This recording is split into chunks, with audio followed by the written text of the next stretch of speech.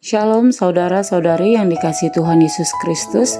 Saat ini kita akan merenungkan kebenaran firman Tuhan dengan tema Roh Kudus yang berdoa. Terdapat dalam Roma pasal yang ke-8 ayat 26 sampai 27.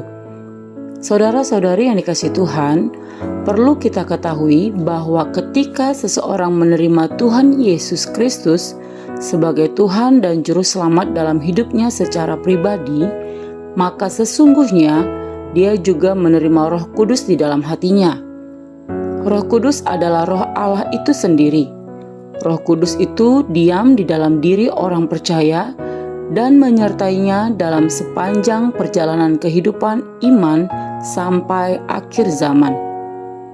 Itulah yang dimaksudkan Tuhan Yesus ketika dia berkata, "Aku menyertai kamu sampai kepada akhir zaman."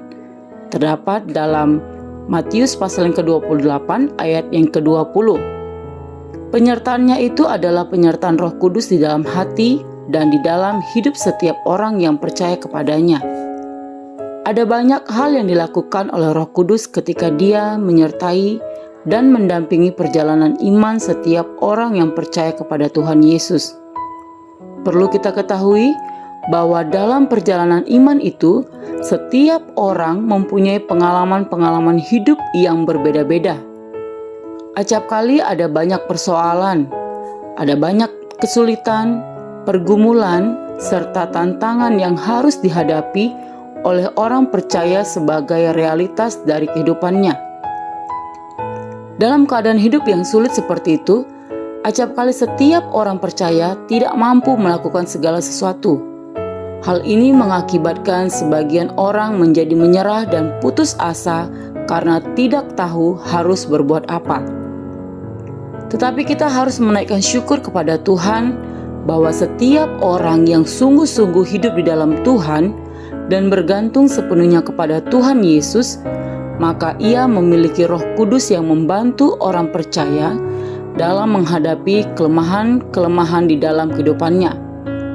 Itulah yang dituliskan oleh Rasul Paulus kepada jemaat di Roma pada pasal yang ke-8 ayat 26 sampai 27. Demikian juga Roh membantu kita dalam kelemahan kita, sebab kita tidak tahu bagaimana sebenarnya kita harus berdoa.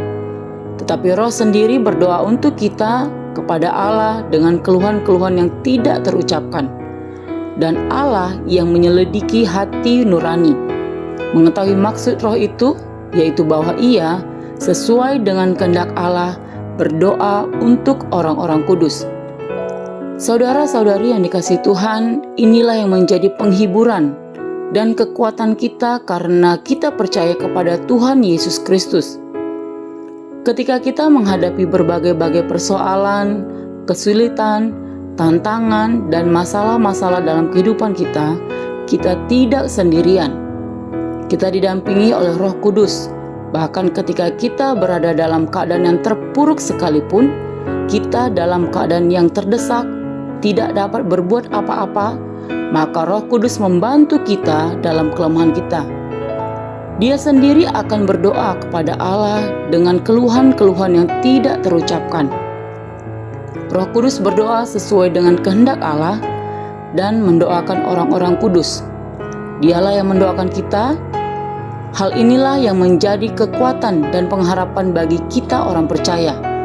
Hal ini menjadi kekuatan bagi kita ketika kita menjalani keadaan hidup yang sulit, karena ternyata kita tidak sendirian. Roh Kudus tidak membiarkan dan meninggalkan kita. Dia membantu kelemahan kita dan mengerti pergumulan setiap kita.